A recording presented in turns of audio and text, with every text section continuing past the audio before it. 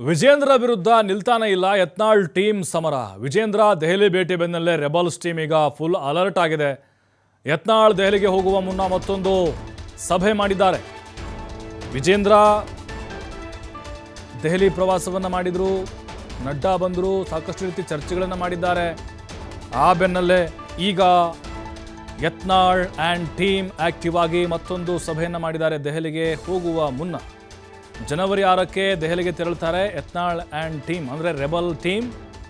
High command ಬುಲಾವ್ ಕೊಟ್ಟಿದೆ, ದೆಹಲಿಗೆ ಹೋಗ್ತಾರೆ ನಾಯಕರು.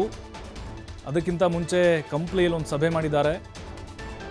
ಆ ಸಭೆಯಲ್ಲಿ ಹೈಕಮಾಂಡ್ ಮುಂದೆ ಏನೆಲ್ಲ ವಿಚಾರಗಳನ್ನು ಇಡಬೇಕು ಅನ್ನೋದ್ರ ಬಗ್ಗೆ ಚರ್ಚೆಗಳಾಗಿದೆ. ರಾಜ್ಯಾಧ್ಯಕ್ಷರ ಬದಲಾವಣೆ ಕುರಿತು ಮಾತುಕತೆಗಳು ನಡೆದಿದೆ. ರಮೇಶ್ ಜಾರಕಿಹೊಳಿ, ಶ್ರೀಮಂತ್ ಪಾಟೀಲ್ ಕೂಡ ಇದರಲ್ಲಿ ಭಾಗಿಯಾಗಿದ್ದರು. ಈಗ ಎರಡನೇ ಹಂತದ ಹೋರಾಟ ಕೂಡ ಶುರು ಮಾಡ್ತಾ ಇದ್ದಾರೆ. ಹೈಕಮಾಂಡ್ ಈ ಹಿಂದೆ ಅವರಿಗೆ ಬುಲಾವ್ ಕೊಟ್ಟಿತ್ತು, ಶೋಕಾಸ್ ನೋಟಿಸ್ ಕೊಟ್ಟಿತ್ತು, ಯಾವುದಕ್ಕೂ ಕೂಡ ಕೇರ್ ಮಾಡಿದೆ. ಬಟ್ ಎಲ್ಲ ಒಂದು ಕಡೆ ವಿಜೇಂದ್ರ ಅವರ ವಿಚಾರವಾಗಿ ಸಾಫ್ಟ್ ಆದಂಗೆ ಕಾಣಿಸ್ತಾ ಇತ್ತು. ಆದರೂ ಕೂಡ ಆವಾಗ ಯತ್ನಾಳ್ ಏನಿದ್ದಾರೆ ವಿಜೇಂದ್ರ ಮತ್ತು ಯಡಿಯೂರಪ್ಪನವ್ರ ವಿರುದ್ಧ ಸಾಕಷ್ಟು ರೀತಿ ವಾಗ್ದಾಳಿಗಳನ್ನು ಪರೋಕ್ಷವಾಗಿ ನಡೆಸ್ತಾ ಬರ್ತಾ ಇದ್ದರು. ಹಾಗಾಗಿನೇ ಅಸಮಾಧಾನ ಯಾವುದೂ ಕೂಡ ಇನ್ನೂ ತಣ್ಣಗಾದಂಗೆ ಕಾಣಿಸ್ತಾ ಇಲ್ಲ. ಈಗ ವಿಜೇಂದ್ರ ಅವರು ದೆಹಲಿಗೆ ಹೋದ ನಂತರದಲ್ಲಿ ಯತ್ನಾಳ್ ಅವ್ರಿಗೂ ಕೂಡ ಬುಲಾವ್ ಕೊಟ್ಟಿದ್ದಾರೆ. ಅಂದರೆ ಈಗ ಸಂಧಾನ ಮಾಡುವಂಥ ಪ್ರಯತ್ನಗಳೇನಾದರೂ ನಡೀತಾ ಇರ್ಬೋದಾ? ಅವತ್ತು ಸುವರ್ಣಸೌಧದಲ್ಲಿ ನಾವು ನೋಡಿದ್ವಿ, ಸದನದ ಒಳಗೂ ಕೂಡ ಮತ್ತು ಹೊರಗೂ ಕೂಡ ಕೆಲವೊಂದಿಷ್ಟು ಸ್ವಾರಸ್ಯಕರ ಸಂದರ್ಭಗಳು ಎದುರಾಗಿತ್ತು. ಹಾಗಾಗಿ ಇಬ್ಬರು ನಾಯಕರು ಕೂಡ ಪರಸ್ಪರವಾಗಿ ಮುನಿಸನ್ನು ಮರೆತು ಒಂದಾಗಿದ್ದಾರೆ ಅನ್ನುವಂಥದ್ದು ಕೆಲವೊಂದು ಫೋಟೋಗಳು ಹೇಳ್ತಾ ಇದ್ವು. ಆದರೆ ಅದ್ಯಾವುದು ಕೂಡ ಅಲ್ಲಿ ಆಗಿಲ್ಲ. ಯತ್ನಾಳ್ ಮತ್ತೆ ಅದೇ ಘರ್ಜನೆ, ಅದೇ ದಾಟಿಯಲ್ಲಿ ವಿಜೇಂದ್ರ ವಿರುದ್ಧ ಗುಟ್ರು ಹಾಕೋಕೆ ಶುರು ಮಾಡಿದರು. ಈಗ ಕಂಪ್ನಿಯಿಂದ ಎರಡನೇ ಹಂತದ ಹೋರಾಟ ಕೂಡ ಶುರು ಮಾಡೋರಿದ್ದಾರೆ. ಆದರೆ ಹೈಕಮಾಂಡ್ ಭೇಟಿಗೆ 6ನೇ ತಾರೀಕಿಗೆ ಯತ್ನಾಳ್ ಆ್ಯಂಡ್ ಟೀಮ್ ಹೋಗುತ್ತೆ. ಯಾವುದೇ ಕಾರಣಕ್ಕೂ ನಾವು ಈ ಹೋರಾಟದಿಂದ ಹಿಂದೆ ಸರಿಯಿಲ್ಲ ಅನ್ನುವಂಥ ಸಂದೇಶವನ್ನು ಯತ್ನಾಳ್ ಆಲ್ರೆಡಿ ಕೊಟ್ಟಿದ್ದಾರೆ. ಬಟ್ ಈಗ ನಡ್ಡಾ ಕೂಡ ಬಂದು ರಾಜ್ಯಕ್ಕೆ ಬಂದು ಸಭೆಯನ್ನು ಮಾಡಿ ವಿಜೇಂದ್ರ ಕಡೆಯಿಂದ ಕೆಲವೊಂದಿಷ್ಟು ಮಾಹಿತಿಗಳನ್ನು ತೆಗೆದುಕೊಂಡಿದ್ದಾರೆ. ರಾಜ್ಯಾಧ್ಯಕ್ಷರ ಬದಲಾವಣೆ ಮಾಡಬೇಕು ಅನ್ನುವಂಥ ಕೂಗು ದೊಡ್ಡದಾಗಿ ಬರ್ತಾ ಇದೆ. ಯತ್ನಾಳ್ ಅವರು ಟೀಮ್ ಕಡೆಯಿಂದ ಯಾರು ಮಾಡಬೇಕು, ಯಾರನ್ನ ಮುಂದೆ ಬಿಡಬೇಕು ಅನ್ನುವಂಥದ್ದು ಕೂಡ ಇವತ್ತಿನ ಸಭೆಯಲ್ಲಿ ಚರ್ಚೆ ಆಗಿದೆ. ಅಂದರೆ ವಿಜೇಂದ್ರ ಅವ್ರನ್ನ ಕೆಳಗಿಳಿಸಬೇಕು, ನಮ್ಮವ್ರು ಯಾರಾದರೂ ಅಧ್ಯಕ್ಷರಾಗಬೇಕು ಅನ್ನುವಂತಹ ಪ್ಲ್ಯಾನನ್ನು ಯತ್ನಾಳ್ ಆ್ಯಂಡ್ ಟೀಮ್ ಮಾಡಿಕೊಂಡಿದ್ದಾರೆ. ಬಟ್ ಹೈಕಮಾಂಡ್ ಅವರು ಯಾವ ಕಾರಣಕ್ಕೆ ಬುಲಾವ್ ಕೊಟ್ಟಿದ್ದಾರೆ ಅವ್ರಿಗೆ, ಮತ್ತು ಏನಾದರೂ ಈ ಹೋರಾಟದಿಂದ ಹಿಂದೆ ಸರಿಬೇಕು ಅನ್ನುವಂಥ ಸೂಚನೆ ಏನಾದರೂ ಕೊಡ್ಬೋದಾ? ಅಥವಾ ಶೋಕಾಸ್ ನೋಟಿಸ್ ಏನಿದೆ ಈ ಹಿಂದೆ ಅದಕ್ಕೆ ಉತ್ತರ ಕೊಟ್ಟಿಲ್ಲ, ಇವರು ಉತ್ತರ ಕೊಡ್ತೀನಿ ಅಂತ ಹೇಳಿದರು, ಅದಕ್ಕೆ ಸಂಬಂಧಪಟ್ಟಂಗೆ ಮತ್ತೇನಾದರೂ ಮಾಹಿತಿಯನ್ನು ತೆಗೆದುಕೊಳ್ತಾರಾ? ಅಥವಾ ಈ ಹೋರಾಟವನ್ನು ಕೈಬಿಟ್ಟು ಎಲ್ಲರೂ ಒಟ್ಟಾಗಿ ಹೋಗಬೇಕು ಅನ್ನುವಂಥ ನಿಟ್ಟಿನಲ್ಲಿ ಕರೆಯನ್ನು ಕೊಡ್ತಾರಾ? ಯತ್ನಾಳ್ ಅವರು ಈ ಹಿಂದೆ ದೆಹಲಿಗೆ ಹೋಗಿದ್ದರು, ಆದರೂ ಕೂಡ ಅವರ ಮುನಿಸು ತಣ್ಣಗಾಗಿರಲಿಲ್ಲ. ಮತ್ತಷ್ಟು ಮಾಹಿತಿ ಶಿವಕುಮಾರ್ ನೀಡ್ತಾರೆ. ಶಿವಕುಮಾರ್, ಗಮನಿಸ್ತಾ ಇದ್ದೀವಿ ಯತ್ನಾಳ್ ಟೀಮ್ ಹಾಗೆ ವಿಜೇಂದ್ರ ನಡುವಿನ ಆ ಮುನಿಸು ಕಡಿಮೆ ಆದಂಗೆ ಕಾಣಿಸ್ತಾ ಇಲ್ಲ. ಈಗ ಅವರು ದೆಹಲಿಗೆ ಹೋಗಿ ಬಂದ ಮೇಲೆ ಯತ್ನಾಳ್ ಆ್ಯಂಡ್ ಟೀಮ್ ಅಲರ್ಟ್ ಆಗಿದೆ.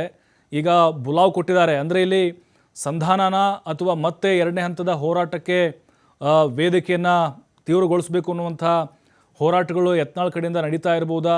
ಅಥವಾ ಅಧ್ಯಕ್ಷರ ಬದಲಾವಣೆ ಬಗ್ಗೆ ತಮ್ಮ ಪರವಾಗಿರುವಂಥ ಅಭ್ಯರ್ಥಿಗಳನ್ನೇ ಮುಂದೆ ಬಿಡಬೇಕು ಅನ್ನುವಂಥ ಚರ್ಚೆಗಳು ನಡೆದಿದೆ ಇವತ್ತಿನ ಸಭೆಯಲ್ಲಿ? ಖಂಡಿತ ಪ್ರಭು, ನಿನ್ನೆ ಅಷ್ಟೇ ಬಿಜೆಪಿ ರಾಷ್ಟ್ರೀಯ ಅಧ್ಯಕ್ಷರಾಗಿರುವಂತಹ ಜೆ.ಪಿ. ನಡ್ಡಾ ಅವರು ಬೆಂಗಳೂರಿಗೆ ಬಂದು ಬಿಜೆಪಿ ರಾಜ್ಯ ನಾಯಕರನ್ನ ಭೇಟಿ ಮಾಡಿ ಹೋಗಿದ್ದಾರೆ. ಅವರು ಹೋದ ಬೆನ್ನಲ್ಲೇ ಇವತ್ತು ಬಳ್ಳಾರಿಯ ಕಂಪ್ಲಿಯಲ್ಲಿ ರೆಬೆಲ್ಸ್ ತಂಡದ ನಾಯಕರು ಮತ್ತೊಮ್ಮೆ ಸಭೆಯನ್ನ ನಡೆಸಿದ್ದಾರೆ. ಇದು ಸಾಕಷ್ಟು ಕುತೂಹಲವನ್ನ ಕೇಳಿಸ್ತಾ ಇದೆ. ಯಾಕೆಂದ್ರೆ ನಿನ್ನೆ ರಾಷ್ಟ್ರೀಯ ಅಧ್ಯಕ್ಷರೇ ಬೆಂಗಳೂರಿಗೆ ಬಂದಂತ ಸಂದರ್ಭದಲ್ಲೂ ಕೂಡ ಈ ರೆಬೆಲ್ಸ್ ಟೀಮ್ ಅವರನ್ನ ಭೇಟಿ ಮಾಡಿರ್ಲಿಲ್ಲ. ಆದ್ರೆ ಇವತ್ತು ಅವರು ವಕ್ಫ್ ಹೋರಾಟದ ವಿಚಾರದಲ್ಲಿ ಅವರು ಕಂಪ್ಲಿಗೆ ತೆರಳುವಂತಹ ಸಂದರ್ಭದಲ್ಲಿ ಹೋರಾಟದ ನಂತರ ಖಾಸಗಿ ರೆಸಾರ್ಟ್ ನಲ್ಲಿ ಅವರು ಸಭೆಯನ್ನ ನಡೆಸ್ತಾರೆ. ಬಸನಗೌಡ ಪಾಟೀಲ್, ಯತ್ನಾಳ್, ಅರವಿಂದ ಲಿಂಬಾವಳಿ, ಮಾಜಿ ಸಚಿವರಾಗಿರುವಂತಹ ರಮೇಶ್ ಜಾರಕಿಹೊಳಿ, ಹಾಗೆ ಶ್ರೀಮಂತ್ ಪಾಟೀಲ್, ಬಿ ನಾಯಕ್ ಮಾಜಿ ಸಂಸದರು, ಹಾಗೆ ಜಿ.ಎಂ. ಸಿದ್ದೇಶ್ವರ್ ಮಾಜಿ ಸಂಸದರು, ಬಿ.ಪಿ. ಹರೀಶ್, ಅಲ್ಲಿ ಹರಿಹರ ಶಾಸಕರು, ನಿರಂತರ ಗಣೇಶ್ ಸೇರಿದಂತೆ ಹಲವು ನಾಯಕರು ಇವತ್ತು ಸಭೆಯನ್ನ ನಡೆಸಿದ್ದಾರೆ. ಸಭೆಯಲ್ಲಿ ಯಾಕೆಂದ್ರೆ ಈಗಾಗಲೇ ನೀವು ದೆಹಲಿಗೆ ಬನ್ನಿ ಅನ್ನುವಂತ ಒಂದು ಬುಲಾವು ಈ ರೆಬೆಲ್ಸ್ ತಂಡಕ್ಕೆ ಬಂದಿದೆ. ಜನವರಿ 6ರಂದು ಅವರು ದೆಹಲಿಗೆ ತೆರಳುತ್ತಾ ಇದ್ದಾರೆ. 3 ದಿನಗಳ ಕಾಲ ದೆಹಲಿಯಲ್ಲೇ ವಾಸ್ತವ್ಯವನ್ನ ಹೂಡ್ತಾ ಇದ್ದಾರೆ. ಆ ಸಂದರ್ಭದಲ್ಲಿ ರಾಷ್ಟ್ರೀಯ ನಾಯಕರನ್ನ ಭೇಟಿ ಮಾಡಿ ಬಿಜೆಪಿ ರಾಜ್ಯಾಧ್ಯಕ್ಷರ ಬದಲಾವಣೆಗೆ ಸಂಬಂಧಪಟ್ಟಂತೆ ಅವರಿಗೆ ಚರ್ಚೆಯನ್ನ ಮಾಡ್ತಾರೆ ಅನ್ನುವಂತ ಮಾಹಿತಿಗಳು ನಮ್ಗೆ ಸಿಗ್ತಾ ಇದೆ ಪ್ರಭು. ಸೊ ಹಾಗಾಗಿ ಪದೇ ಪದೇ ಸಭೆಯನ್ನ ನಡೆಸ್ತಾ ಇದ್ರು. ಹೈಕಮಾಂಡ್ ವಾರ್ನಿಂಗ್ ಅನ್ನ ಮಾಡಿದ್ರು ಕೂಡ ರೆಬೆಲ್ಸ್ ತಂಡದ ಸಭೆಗಳು ನಿಲ್ತಾ ಇಲ್ಲ. ಇವತ್ತು ಕೂಡ ಅವರು ಸಭೆಯನ್ನ ಸೇರಿರುವಂತದ್ದನ್ನ ನೋಡಿದ್ರೆ ಸಾಕಷ್ಟು ಅಚ್ಚರಿಗೆ ಕಾರಣ ಆಗತ್ತೆ. ನಿನ್ನೆ ನಡ್ಡಾ ಅವರು ಬಂದು ಸಲಹೆ ಸೂಚನೆಗಳನ್ನ ರಾಜ್ಯ ನಾಯಕರಿಗೆ ಪಾಸ್ ಮಾಡಿ ಹೋಗಿದ್ರು.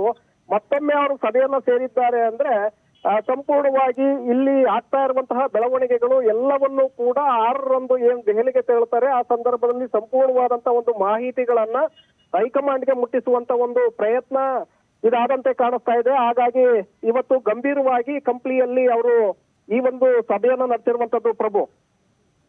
ಥ್ಯಾಂಕ್ ಯು ಶಿವಕುಮಾರ್ ತಮ್ಮೆಲ್ಲ ಮಾಹಿತಿಗಾಗಿ.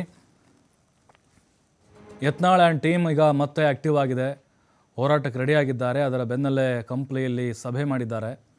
ಯಾಕೆಂದರೆ ರಾಜ್ಯಾಧ್ಯಕ್ಷರ ಬದಲಾವಣೆಯ ಬಗ್ಗೆ ಚರ್ಚೆಗಳು ನಡೀತಿರುವಾಗಲೇ ನಡ್ಡಾ ಬಂದು ಹೋದಂಥ ಸಂದರ್ಭದಲ್ಲೇ ಮತ್ತೆ ಆ್ಯಕ್ಟಿವ್ ಆಗಿಕೊಂಡು ಈ ರೀತಿ ಹೋರಾಟ ವಕ್ಫ್ ವಿರುದ್ಧ ಒಂದು ಹೋರಾಟ ಶುರು ಮಾಡೋದಾಗಿರ್ಬೋದು, ಜೊತೆಗೆ ಅಲ್ಲಿ ದೆಹಲಿ ಹೋಗೋಕ್ಕಿಂತ ಮುಂಚೆ ಈ ಒಂದು ಸಭೆಯನ್ನು ಮಾಡೋದಾಗಿರ್ಬೋದು, ಮತ್ತು ಯಾವ ರೀತಿ ಇವರಿಬ್ಬರ ನಡುವಿನ ಒಂದು ಮುನಿಸು ತಾರಕಕ್ಕೇರುತ್ತೆ ಅನ್ನೋದು ಗೊತ್ತಾಗ್ತಾ ಇಲ್ಲ. ಯಾಕಂತ ಹೇಳಿದ್ರೆ ಸೈಲೆಂಟ್ ಆದಂಗೆ ಯತ್ನಾಳ್ ಅವರು ಕಾಣಿಸ್ತಾ ಇದ್ರು ಈ ಹಿಂದೆ ದೆಹಲಿಗೆ ಹೋಗಿ ಬಂದಂಥ ಸಂದರ್ಭದಲ್ಲಿ. ಆದರೆ ಸೈಲೆಂಟ್ ಆಗಿರಲಿಲ್ಲ. ಮತ್ತೆ ಅದೇ ತಮ್ಮ ಹಳೆ ದಾಟಿಯಲ್ಲೇ ವಿಜೇಂದ್ರ ವಿರುದ್ಧ ಗುಡುಗೋಕೆ ಶುರು ಮಾಡಿದರು. ಅದೇ ವರಸೆ ಮತ್ತೀಗ ಮುಂದುವರೆದಿದೆ. ಅದರಲ್ಲೂ ಈಗ ತಮ್ಮ ಬಣದ ಅಥವಾ ತಮಗೆ ಆಪ್ತರಿರುವಂತಹ ಯಾರಾದರೂ ಒಬ್ಬರನ್ನು ರಾಜ್ಯಾಧ್ಯಕ್ಷರನ್ನ ಮಾಡಬೇಕು, ವಿಜೇಂದ್ರ ಅವರನ್ನ ಕೆಳಗಿಳಿಸಬೇಕು ಅನ್ನುವಂಥ ನಿಟ್ಟಿನಲ್ಲಿ ಎಲ್ಲ ರೀತಿಯಾದಂತಹ ಚರ್ಚೆಗಳು ಅವರ ಗುಂಪಿನಲ್ಲಿ ನಡೆದಿದೆ.